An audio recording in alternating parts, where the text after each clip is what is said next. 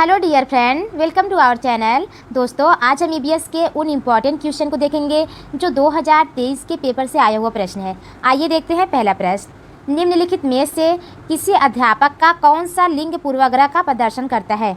Option A है विद्यार्थियों तुम सभी ने अच्छा काम किया, बी है लड़कों तुम हमेशा शोर मचाते हो, सी है लड़के और लड़कियां चलो हम सब एक खेल खेलें, डी है विद्यार्थियों मैं तुम्हारे प्रदर्शन से खुश नहीं हूँ। इसका सही उत्तर हो जाएगा ऑप्शन बी, लड़कों तुम हमेशा शोर मचाते हो। यहाँ पर सिर्फ लड़कों की बात की जा रही है, लड़कियों की बात नहीं की जा रही है, इसीलिए ऑप्शन बी जो है लिंग पूर्वाग्रह का प्रदर्शन करता है। ए में है विद्यार्थियों तुम सभी ने अच्छा काम किया, तो यहाँ विद्यार्थियों तो यहाँ लड़के और लड़कियाँ दोनों की बात की जा रही है, इसीलिए ऑप्शन ए जो है ए लिंग पूर्वाग्रह को प्रदर्शन नहीं करता है। लड़के और लड़कियाँ चलो हम सब एक खेल खेलें, यहाँ पे लड़के और लड़कियाँ दोनों की बात की जा रही है, इसीलिए ऑप्शन बी भी नहीं करता है। डी है विद्यार्थियों मैं तुम्हारे प्रदर्शन से खुश नहीं हूँ, तो यहाँ लड़के और लड़कियाँ दोनों की बात की जा रही है, सारे विद्यार्थियों की बात की जा रही है, इसीलिए ऑप्शन डी भी नहीं होगा। नेक्स्ट प्रश्न है, निम्नलिखित में से पर्यावरण अध्ययन पुस्तक में पहेलियों को सम्मिलित करने के उद्देश्य को पहचानिए। ऑप्शन ए है विद्यार्थियों के मन को भ्रमित करना, बी है विद्यार्थियों में तर्क क्षमता विकसित करना, सी है विद्यार्थियों के मन को भ्रमित करना और स्वयं आनंदित होना, डी है विद्यार्थियों को खेल खिलाना। तो इसका सही उत्तर हो जाएगा ऑप्शन बी, विद्यार्थियों में तर्क क्षमता विकसित करना। पर्यावरण अध्ययन में पहेलियों का यही उद्देश्य होता है। नेक्स्ट प्रश्न है, ईवीएस के शिक्षण न्यूनतम महत्वपूर्ण क्रियाकलाप की पहचान कीजिए। यहाँ पर है न्यूनतम मेरे दोस्त, इसका आप विशेष ध्यान दीजिएगा। ऑप्शन ए है विद्यार्थियों से परिचर्चा, बी है कार्य पत्रों का चित्र और रूपरेखा बनाना, सी है अवज्ञाकारी विद्यार्थियों को सजा देना, डी है विद्यार्थियों को बाहर प्रकृति की सैर पर ले जाना। इसका सही उत्तर हो जाएगा ऑप्शन सी, अवज्ञाकारी विद्यार्थियों को सजा देना, यही न्यूनतम महत्वपूर्ण क्रियाकलाप की पहचान है। नेक्स्ट प्रश्न है, पर्यावरण अध्ययन में निम्नलिखित में से कौन से समस्या समाधान के गुण हैं? ए है सृजन, बी है चयन, सी है भाषण, डी है लेखन। तो पर्यावरण अध्ययन में समस्या समाधान का जो गुण है वो विद्यार्थियों के साथ सृजन करना और चयन करना है, भाषण नहीं होगा और ना ही लेखन होगा। इसका सही उत्तर हो जाएगा ऑप्शन ए और बी। नेक्स्ट प्रश्न है, गलत कथन का चयन कीजिए। तो प्रश्न ए कह रहा है इन चारों में जो भी ऑप्शन गलत है उसका चयन कीजिए। ऑप्शन ए है ईवीएस एक विषयक विषय है, बी है ईवीएस पढ़ना पढ़ाना स्थानीय संसाधनों के माध्यम से होता है, सी है ईवीएस मुख्यतः जैव विविधता के अध्ययन से जुड़ी है, डी है कक्षा 1 और 2 में ईवीएस शिक्षण भाषा और गणित के माध्यम से होना चाहिए। तो इसका जो गलत कथन है ऑप्शन सी, ईवीएस मुख्यतः जैव विविधता के अध्ययन से जुड़ी है। नेक्स्ट प्रश्न है, पर्यावरण अध्ययन के शिक्षण अधिगम में विद्यार्थियों द्वारा प्रश्न पूछना अत्यधिक महत्वपूर्ण है क्योंकि यह प्रश्न संकेतक है। ए है विद्यार्थियों की जिज्ञासा के, बी है विद्यार्थियों के समझ में अंतर के, सी है शिक्षक की क्षमता के। तो ऑप्शन ए सही होगा विद्यार्थियों की जिज्ञासा के, बी भी सही होगा विद्यार्थियों के समझ में अंतर के। पर्यावरण अध्ययन शिक्षण अधिगम में विद्यार्थियों द्वारा प्रश्न पूछना अधिक महत्वपूर्ण होगा। शिक्षक की क्षमता के, तो सी सही नहीं है, इसका जो सही उत्तर हो जाएगा ऑप्शन ए और बी। नेक्स्ट प्रश्न है, एक ईवीएस शिक्षक के द्वारा प्रयुक्त होने वाली भाषा। ऑप्शन ए है औपचारिक एवं परिभाषाओं पर बल देने वाली होनी चाहिए, बी है बच्चों के लिए कठिन होनी चाहिए ताकि वह समझ ना पाएँ, सी है बच्चों की दैनिक रोजमर्रा की भाषा से संबंधित होनी चाहिए, डी है प्राविधिक प्रकृति की होनी चाहिए। तो इसका सही उत्तर हो जाएगा ऑप्शन सी, एक ईवीएस शिक्षक के द्वारा प्रयुक्त होने वाली भाषा बच्चों की दैनिक रोजमर्रा की भाषा से संबंधित होना चाहिए, परिभाषाओं पर बल देने वाली नहीं होनी चाहिए, कठिन नहीं होनी चाहिए, प्राविधिक प्रकृति की होनी चाहिए, तो डी भी नहीं होगा। नेक्स्ट प्रश्न है, एक पर्यावरण अध्ययन शिक्षक होने के नाते आप अपनी कक्षा के औसत छात्रों के लिए क्या करेंगे? उन्हें कई बार अवधारणा लिखने के लिए देना, उन्हें पहली पंक्ति में बैठाकर लगातार मार्गदर्शन करना, उनके कमज़ोर पक्षों को ढूंढना एवं सुधारने के लिए समाधान खोजना और लागू करना, उनको आंतरिक कार्य में अभ्यास करने के लिए देना। तो इसका सही उत्तर हो जाएगा ऑप्शन सी, एक पर्यावरण अध्ययन शिक्षक होने के नाते आप अपनी कक्षा के औसत छात्रों के लिए उनके कमज़ोर पक्षों को ढूंढेंगे एवं सुधारने के लिए समाधान खोजना और लागू करना। ऑप्शन सी जो है यही सही होगा।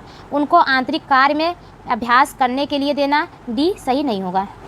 नेक्स्ट प्रश्न है, पर्यावरण अध्ययन शिक्षा के क्षेत्र में सम्मिलित है। ऑप्शन ए है औपचारिक शिक्षा, बी है अनौपचारिक शिक्षा, सी है औपचारिक और अनौपचारिक शिक्षा, डी है विद्यालयी शिक्षा। इसका जो सही उत्तर हो जाएगा ऑप्शन सी, पर्यावरण अध्ययन शिक्षा के क्षेत्र में सम्मिलित औपचारिक और अनौपचारिक शिक्षा होनी चाहिए। नेक्स्ट प्रश्न है, निम्नलिखित में से कौन सा कथन लिंग रूढ़िबद्धता का प्रदर्शन करता है? लड़कियां लड़कों से बेहतर खाना बनाती हैं।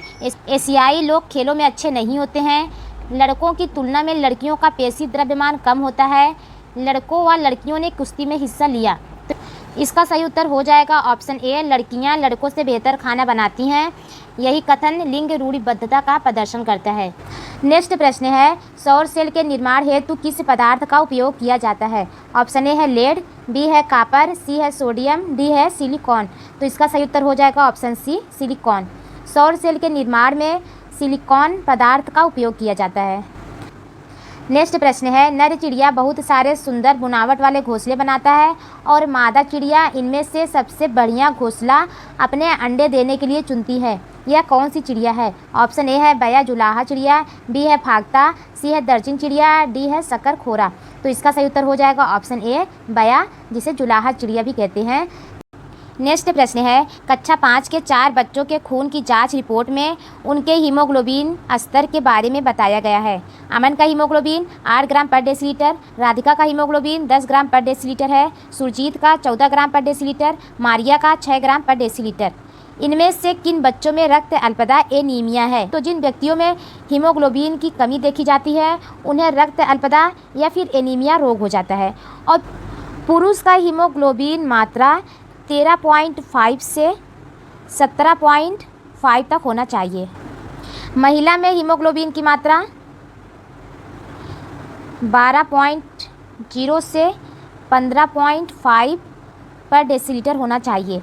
यहाँ पर अमन का जो हीमोग्लोबिन है वो 8 ग्राम पर डेसीलीटर है, जो कि कम है, इसीलिए अमन रक्त अल्पता एनीमिया से पीड़ित है।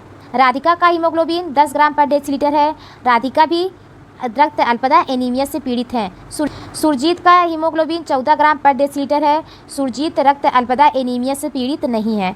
मारिया का हीमोग्लोबिन 6 ग्राम पर डेसीलीटर है, तो मारिया भी रक्त अल्पता एनीमिया से पीड़ित है, इसीलिए इसका सही उत्तर हो जाएगा ऑप्शन सी, अमन, राधिका और मारिया। नेक्स्ट प्रश्न है, मधुमक्खियों के छत्ते में मधुमक्खियों के बारे में निम्नलिखित कौन सा कथन सही नहीं है? ऑप्शन ए है केवल रानी मक्खी ही अंडे देती है, बी है श्रमिक मक्खी काम करने वाली नर मक्खी होती है, सी है छत्ते में कुछ भी नर मक्खियाँ होती हैं, डी है छत्ते में केवल एक ही रानी मक्खी होती है। तो इसका सही उत्तर हो जाएगा ऑप्शन ए, श्रमिक मक्खी काम करने वाली नर मक्खी होती है। तो ये कथन गलत है, यहाँ पर पूछा है नहीं, इसीलिए ऑप्शन बी जो है वो सही होगा।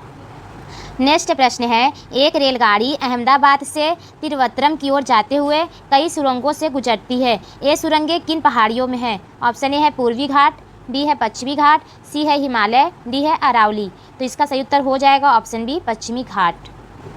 नेक्स्ट प्रश्न है, भारत के अनेकों इलाकों में पाई गई बवड़ियों के संबंध में कौन सा कथन सही नहीं है? यहाँ पर है नहीं, इसका विशेष ध्यान दीजिएगा। ऑप्शन ए है यह जल संरक्षण की पारस्परिक व्यवस्था है, बी है बवाड़ियों का जल पीने के लिए उपयोग में नहीं लाया जाता है, सी है यह वर्षा जल संग्रहण और पुनः आवेदन के सिद्धांत पर आधारित है। इसका जो सही उत्तर हो जाएगा ऑप्शन बी, बवड़ियों का जल पीने के लिए उपयोग में नहीं लाया जाता है, जबकि बवड़ियों का जो जल होता है वो उपयोग में लाया जाता है। यहाँ पर था नहीं, इसीलिए ऑप्शन बी सही हो जाएगा। नेक्स्ट प्रश्न है, बाघ या टाइगर्स की निम्नलिखित में से कौन सी विशेषताएं उन्हें अंधेरे में आगे बढ़ाने और अपना शिकार खोजने में मदद नहीं करती हैं? ऑप्शन ए है संवेदनशील गलमुच्छे, बी है विभिन्न दिशाओं में कानों की गति, सी है जोर की गर्जना, डी है सुनने की तीव्र आभास। तो इसका सही उत्तर हो जाएगा ऑप्शन सी, जोर की गर्जना जो है वो अंधेरे में आगे बढ़ाने और अपना शिकार खोजने में मदद नहीं करती है। नेक्स्ट प्रश्न है, निम्नलिखित में से 3 पेट्रोलियम उत्पादों के समूह को चुनिए। ऑप्शन ए है मोम, कोल तार, ग्रीस, बी है पेंट, प्लास्टिक, रेयान, सी है एलपीजी, कोल तार, एथेनॉल, डी है किरोसिन, डीजल, मेथेन। तो इसका सही उत्तर हो जाएगा ऑप्शन ए, मोम, कोल तार, ग्रीस। नेक्स्ट प्रश्न है, भोजन के निम्नलिखित समूह में से उस समूह का चयन कीजिए जिससे इसमें सभी इकाई प्रोटीन समृद्ध हों। ऑप्शन ए है अंडे, दालें, मछली, बी है बादाम, मक्का, अंडे, सी है संतरा, मक्खन, अंडे, डी है दही, दूध, चावल। तो इसका सही उत्तर हो जाएगा ऑप्शन ए, अंडे, दालें, मछली। इनमें जो है प्रोटीन की मात्रा का स्रोत जो होता है वो अधिक होता है। नेक्स्ट प्रश्न है, ईबीएस कक्षा में प्रयुक्त निम्नलिखित में से कौन सा प्रक्रिया कौशल आयोजित करके विकसित किया जाएगा? ऑप्शन ए है अवलोकन कौशल, बी है याद रखने का कौशल, सी है दृश्य कौशल, डी है पहचानने का कौशल। तो इसका सही उत्तर हो जाएगा ऑप्शन ए अवलोकन कौशल। याद रखने का कौशल नहीं होगा, दृश्य कौशल नहीं होगा, ना ही पहचानने का कौशल होगा। प्रक्रिया कौशल में आयोजित करके जो विकसित किया जाएगा वो अवलोकन कौशल के तहत किया जाएगा। नेक्स्ट प्रश्न है, कक्षा में ईबीएस विषय का संपादन करते समय शिक्षक को निम्नलिखित में से किससे बचना चाहिए? यहाँ पर है बचना, इसका विशेष ध्यान दीजिएगा। ऑप्शन ए है समूह चर्चा, बी है स्कूल आधारित आकलन, सी है विद्यार्थियों द्वारा सही उत्तर देने पर जोर, डी है सामुदायिक स्थानों का भ्रमण। इसका जो सही उत्तर हो जाएगा ऑप्शन सी विद्यार्थियों द्वारा सही उत्तर देने पर जोर से बचना चाहिए। नेक्स्ट प्रश्न है, ईबीएस में किसी समस्या या चिंतन से संबंधित विषय सीमाओं को तोड़ने में निम्नलिखित कौन सा प्रभावी होगा? ऑप्शन ए है समूह चर्चा, बी है प्रदर्शन, सी है व्याख्यान, डी है फिल्म शो। इसका सही उत्तर हो जाएगा ऑप्शन ए समूह चर्चा। ईबीएस में समस्या चिंतन से संबंधित विषय पर तोड़ने में जो समूह चर्चा है वो अधिक प्रभावी होगा। प्रदर्शन नहीं होगा, व्याख्यान नहीं होगा, ना ही फिल्म शो होगा। नेक्स्ट प्रश्न है, विद्यार्थियों की पर्यावरण की समग्र समझ विकसित करने के लिए निम्न में से कौन सा अनुभव अत्यंत महत्वपूर्ण है? ऑप्शन ए है प्रासंगिक अनुभव, बी है अमूर्त अनुभव, सी है वैश्विक से स्थानीय अनुभव, डी है समावेशी अनुभव। इसका सही उत्तर हो जाएगा ऑप्शन ए प्रासंगिक अनुभव अत्यंत महत्वपूर्ण होगा ईबीएस में विद्यार्थी। नेक्स्ट प्रश्न है, ईबीएस में पानी की बर्बादी और उसके संरक्षण शिक्षण के लिए सबसे उपयुक्त रणनीति हो सकती है? ऑप्शन ए है चर्चा, बी है सर्वेक्षण और चर्चा, सी है साक्षात्कार, डी है प्रयोग। तो इसका सही उत्तर हो जाएगा ऑप्शन बी सर्वेक्षण और चर्चा छात्रों के बीच ईबीएस में उपयुक्त रणनीति हो सकती है। नेक्स्ट प्रश्न है, विद्यार्थियों के लिए ईबीएस पाठ्यक्रम में विषयों और उप विषयों का चयन किया गया है। ऑप्शन ए है विज्ञान, सामाजिक विज्ञान और पर्यावरण शिक्षा में मुद्दों का एक सामान्य अंतरापृष्ठ प्रदान करने के लिए, बी है दिलचस्प तरीके से ईबीएस सिखाने के लिए, सी है गतिविधियों को सरल से जटिल की ओर संचालित करने के लिए, डी है पर्यावरण की बेहतर समझ विकसित करने के लिए। तो इसका सही उत्तर हो जाएगा ऑप्शन डी विद्यार्थियों के लिए ईबीएस पाठ्यक्रम में विषयों और उप विषयों का चयन किया गया है पर्यावरण की बेहतर समझ विकसित करने के लिए। नेक्स्ट प्रश्न है, कक्षा में ईबीएस विषयों का संपादन करते समय शिक्षक को निम्नलिखित में से किससे बचना चाहिए? ऑप्शन ए है विद्यार्थियों को प्रश्न पूछने के लिए हतोत्साहित करने से, बी है भूमिका निभाने से, सी है कठपुतलियों के उपयोग से, डी है समूह कार्य से। तो इसका सही उत्तर हो जाएगा ऑप्शन ए विद्यार्थियों को प्रश्न पूछने के लिए हतोत्साहित करने से। तो अगर विद्यार्थी कोई प्रश्न पूछ रहा है आप उसका हंसी मजाक उड़ाएं तो ये गलत है और इससे आपको बचना चाहिए।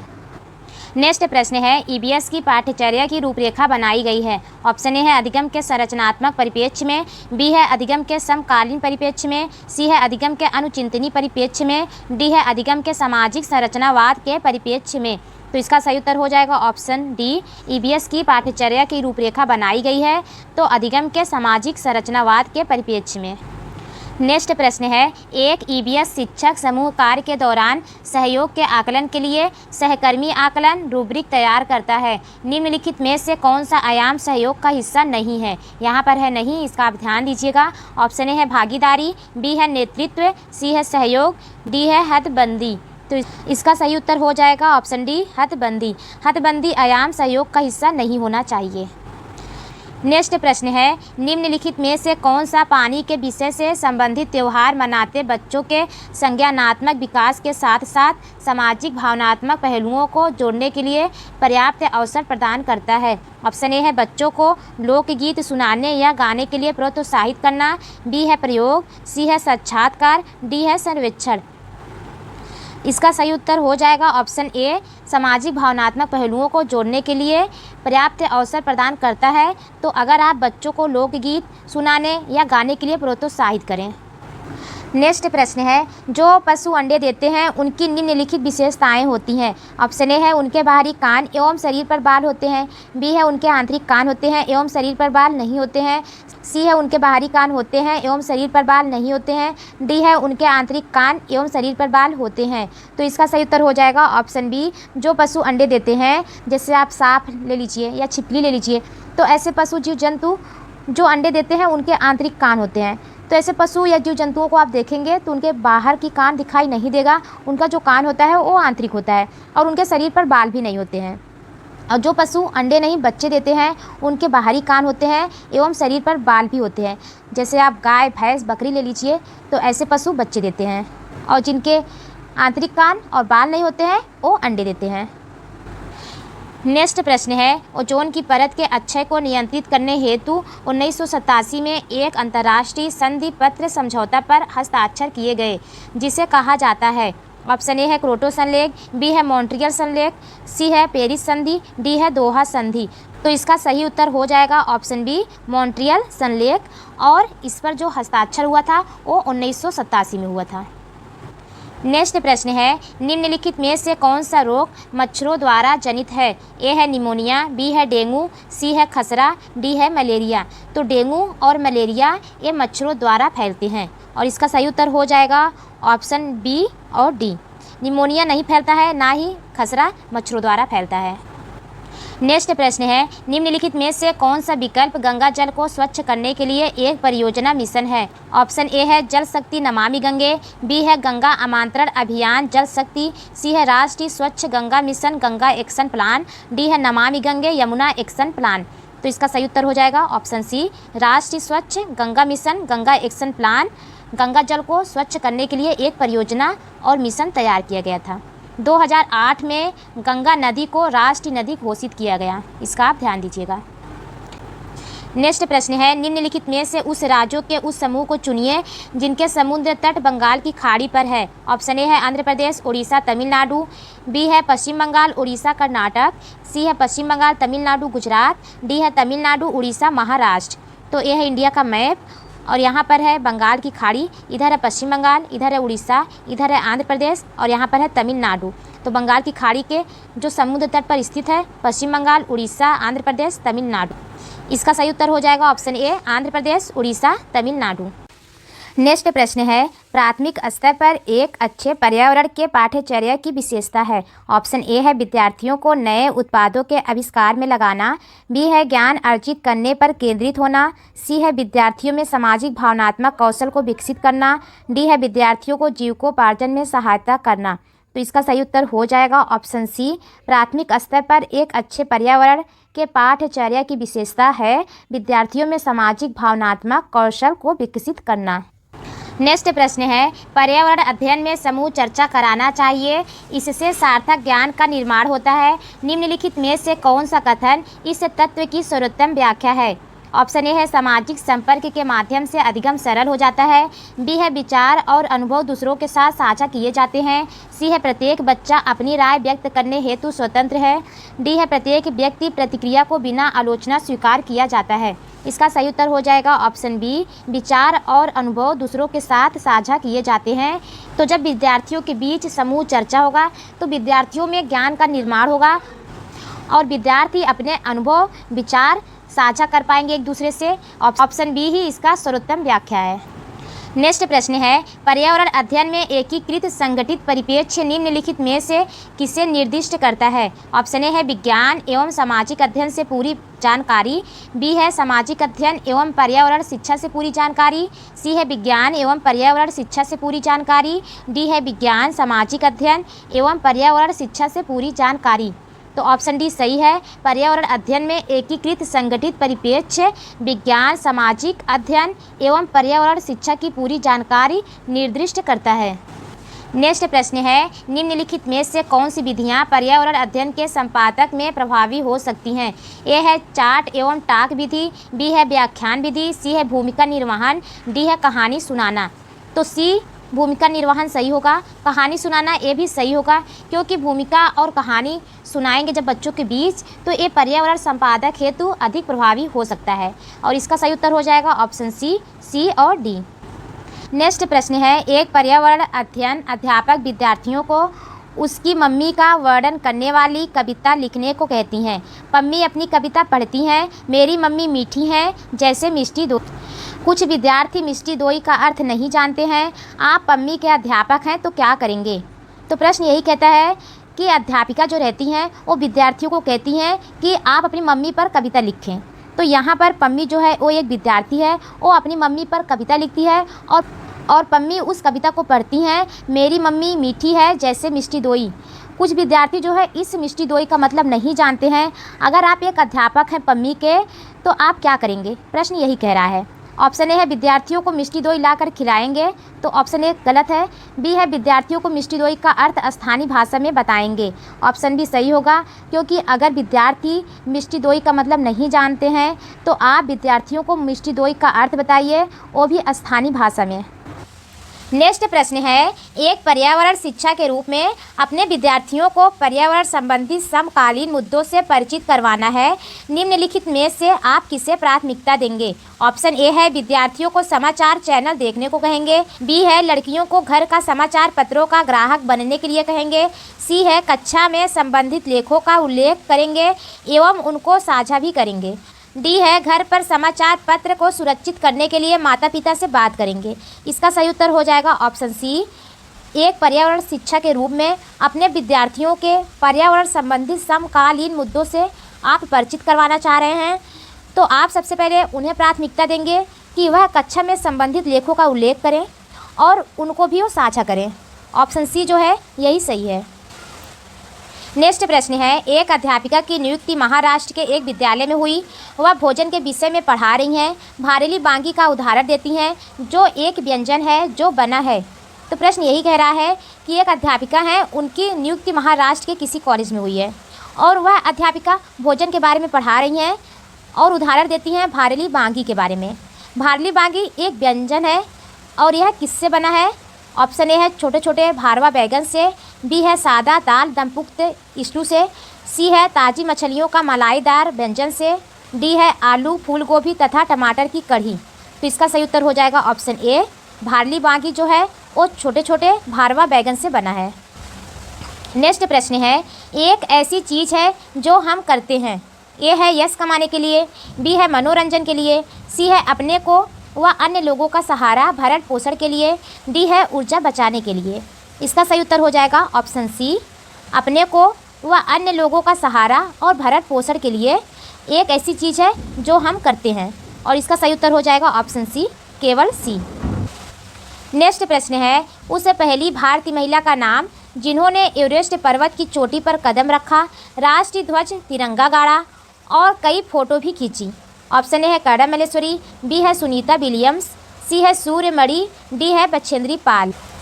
इसका सही उत्तर हो जाएगा ऑप्शन डी, बछेंद्री पाल। बछेंद्री पाल जी वो भारतीय पहली महिला हैं जिन्होंने एवरेस्ट पर पहला कदम रखा था और वहाँ पर इन्होंने राष्ट्रीय ध्वज तिरंगा भी गाड़ा था और इनका जन्म 23 मई 1984 को हुआ था। इसका आप ध्यान दीजिएगा। नेक्स्ट प्रश्न है, राजस्थान का पारंपरिक नृत्य जिसमें घूंघट वाली महिला नृत्यांगनाएं सिर पर 7 से 9 पीतल के घड़ों को संभालती हैं, क्या कहलाता है? ऑप्शन ए है कालबेलिया। बी है कथक। सी है तेरह ताली। डी है भवाई। तो इसका सही उत्तर हो जाएगा ऑप्शन डी, भवाई। नेक्स्ट प्रश्न है, पर्वतारोही अपने साथ ऑक्सीजन सिलेंडर ले जाते हैं क्योंकि उन्हें इसकी ज़रूरत होती है। ऑप्शन ए है खाना पकाने के लिए क्योंकि पर्वतों में ईंधन की उपलब्धता कम होती है। बी है अपने को गर्म रखने के लिए उसमें उपस्थित ऑक्सीजन को जलाकर। सी है सांस लेने के लिए क्योंकि अधिक ऊंचाइयों पर ऑक्सीजन की मात्रा कम मिलती है। डी है टेंट लगाने के लिए सहारे के रूप में। इसका सही उत्तर हो जाएगा ऑप्शन सी, सांस लेने के लिए क्योंकि अधिक ऊंचाई पर ऑक्सीजन की मात्रा कम मिलती है।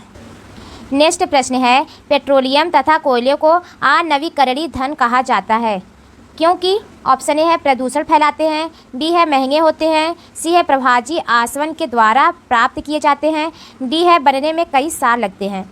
इसका सही उत्तर हो जाएगा ऑप्शन डी, पेट्रोलियम तथा कोयले अनवीकरणीय धन कहा जाता है क्योंकि इन्हें बनने में कई साल लगते हैं। नेक्स्ट प्रश्न है, स्वच्छंद खेल होते हैं जहां बच्चे, ऑप्शन ए है बाहरी अथवा भीतरी क्रियाकलाप कर सकते हैं, बी है खेल के नियमों का पालन करते हैं, सी है वयस्कों द्वारा सलाह देने पर लिंग विशिष्ट खेल खेलते हैं, डी है विशिष्ट क्रियाकलाप आयोजित करते हैं। इसका सही उत्तर हो जाएगा ऑप्शन ए, स्वच्छंद खेल वह होते हैं जहां पर बच्चे बाहरी अथवा भीतरी क्रियाकलाप कर सकते हैं। नेक्स्ट प्रश्न है, बीजों का अंकुरण किसकी अनुपस्थिति में हो सकता है? ऑप्शन ए है सूर्य का प्रकाश, बी है वायु, सी है नमी, डी है मध्यम ताप। तो इसका सही उत्तर हो जाएगा ऑप्शन ए, सूर्य का प्रकाश। वायु, नमी, मध्यम ताप पर बीज अंकुरित होते हैं, परंतु सूर्य के प्रकाश में बीज जो है वो अंकुरित नहीं होते हैं। इसीलिए ऑप्शन ए जो है सही होगा। बीजों का अंकुरण के लिए सूर्य के प्रकाश की अनुपस्थिति होना जरूरी है। नेक्स्ट प्रश्न है, पौष्टिकृत दूध को लगभग डॉट तक गर्म किया जाता है, फिर अचानक अति ठंडा करके भंडारण किया जाता है।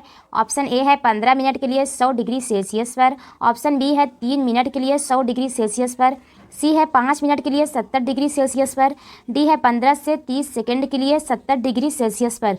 तो इसका सही उत्तर हो जाएगा ऑप्शन डी, पौष्टिकृत दूध को लगभग 15 से 30 सेकेंड के लिए 70 डिग्री सेल्सियस पर गर्म किया जाता है।